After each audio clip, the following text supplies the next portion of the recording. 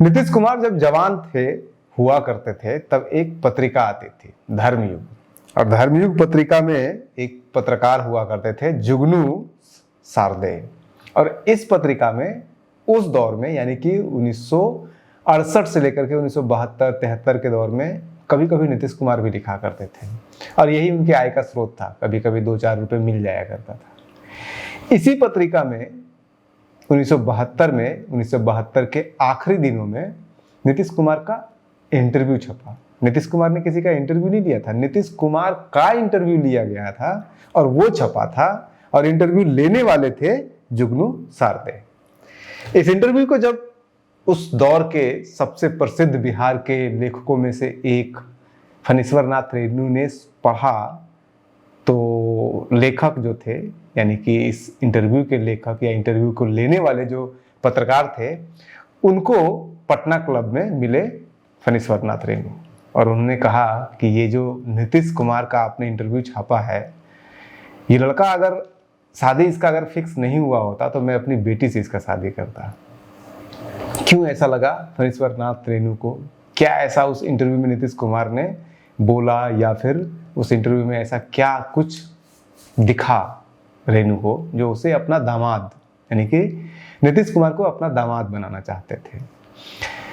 इतिहास अगर करवट बदलती तो क्या पता फणीश्वर नाथ रेणु का दामाद होते नीतीश कुमार, और नीतीश कुमार कुछ और कर रहे होते। बहरहाल इसके पीछे कहानी ये है कि एक शाम को जब नीतीश कुमार रहा करते थे, अपने हॉस्टल में रहा करते थे, पटना में रहा करते थे, और उनके दोस्त नरेंद्र सिंह, ये दोनों थे, और कहीं से पता चला इन्हें कि इनकी शादी जो तय हुई थी, जो उनकी पत्नी अभी मंजू कुमारी हुई है,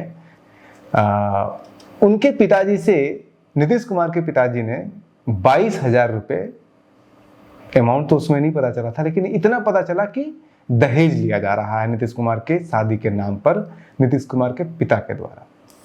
नीतीश कुमार आग बबूला हो गए। तुरंत नरेंद्र सिंह को बोला कि घर जाना होगा, बख्तियारपुर जाना होगा, लेकिन सारी ट्रेन शाम के 5-6 बजे के बाद ट्रेन नहीं हुआ करती थी उस दौर में बख्तियारपुर के लिए। तो नीतीश कुमार ने कहा किसी कीमत पे चलना है, चाहे ऑटो करो, टैक्सी करे, जो भी करे।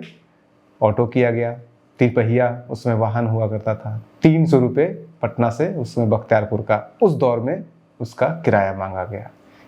अब ये लोग तो फक्कड़ हुआ करते थे उस दौर में, नौकरी कर नहीं रहे थे और इतने बड़े घर के भी नहीं थे, लेकिन फिर भी ऑटो लिया गया और बोला गया कि आपको वहां पहुंचने के बाद पैसा दिया जाएगा।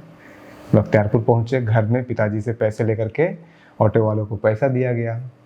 नीतीश कुमार कभी भी अपने पिताजी से फेस टू फेस बात नहीं करते थे। अब उसको इज्जत समझिए या शर्मिंदगी समझिए या जो भी समझिए आप उसे, लेकिन फेस टू फेस बात नहीं करते थे। नीतीश कुमार ऊपर वाले छत के ऊपरे पहले फ्लोर पे गए, और जो दोस्त उनके साथ थे नरेंद्र सिंह, उनको कहा कि आप जाके बोलो कि क्या आपने सही में कोई लिया है, कोई दहेज लिया है इस शादी के नाम पे। नरेंद्र सिंह नीचे गए, कबूतर की तरह ऊपर से नीचे, जो होता है संदेश वाहक की तरह। तो जब ऊपर आए पूछ करके, तो नरेंद्र सिंह ने कहा कि सिर्फ बात ही नहीं हुआ है, 22,000 रुपया दहेज के रूप में ले लिया गया है। इतना सुनते ही नीतीश कुमार बिल्कुल आग बबूला हो गए। बोले कि अब ये नौबत आ गया कि ले भी लिया गया और हमें बताया तक नहीं कि अब ये शादी किसी कीमत पर नहीं हो सकती है। अब सवाल दहेज लौटाने का तो है ही नहीं, अब ये इसका शादी होगी ही नहीं, और देने वाले ने किस मतलब कैसे दे दिया, यानी कि मंजू जी के पिताजी ने। बवाल मच गया। नीचे नरेंद्र जी को जो संदेश दिया गया वो दे दिया गया। फिर हुआ कि हल्ला हो गया। और आज का दौर नहीं है वो कि आज के दौर में बैंक ट्रांसफर हो जाता है, 2 लोग बैठ करके दहेज की सारी बात कर लेते हैं, 2 घर वाले। उस दौर में, जब 1970 के दौर में जब दहेज लिया जाता था, दिया जाता था, शादी होती थी, तो वो एक कम्युनिटी इवेंट होता था जहाँ पे 10 लोग, 5 लोग, 15 लोग, 20 लोग होते थे। जब दहेज दिया जाता था, पैसा पकड़ाया जाता था, तो ये एक कम्युनिटी सेम का मुद्दा बन गया कि अब पैसा वापस कैसे होगा, अब ले लिया गया है तो ये तो मुद्दा बन जाएगा, पूरे क्षेत्र में फैल जाएगा। लेकिन नीतीश कुमार अड़े हुए थे। तो फिर उनके पिताजी ने, यानी कि मंजू देवी के पिताजी ने समझाने का प्रयास किया कि ये मैं अपनी खुशी से दे रहा हूँ, ये कोई दहेज नहीं है। लेकिन नीतीश कुमार किसी कीमत पे नहीं माने, और अंततः वो 22,000 रुपया नीतीश कुमार के पिताजी को, मंजू कुमारी के पिताजी को वापस करना पड़ा।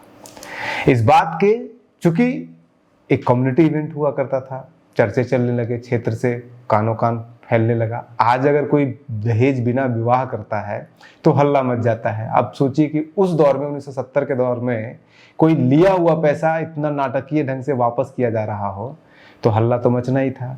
तो उसी हल्ले के दौरान जो धर्मयुग पत्रिका के जुगनू सारदे थे उन्हें भी पता चला और उन्होंने नीतीश कुमार को कहा कि आप इंटरव्यू हमें दीजिए, हम आपका इंटरव्यू छापना चाहते हैं।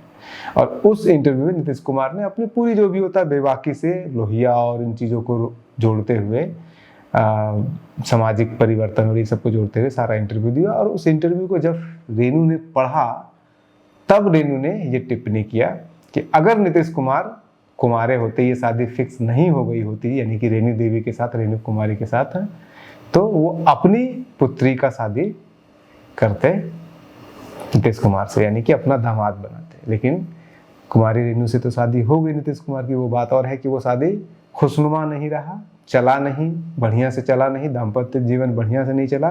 लेकिन अगर वो शादी नहीं होती तो क्या पता फणीश्वर नाथ रेणु के दामाद होते नीतीश कुमार। आप बने रहिए न्यूज़ हंटर के साथ। नमस्कार।